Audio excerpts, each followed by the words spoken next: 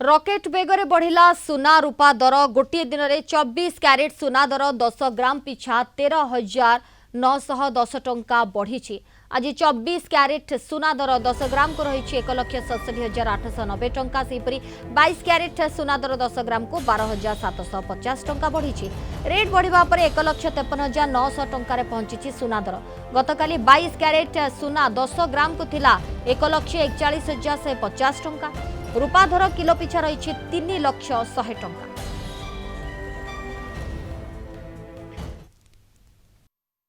दैनंदिन जीवन में सुना दर आकाश छुआ एगुड़ाक आम बहुत असुविधार सम्मुखीन आम मैंने होचु।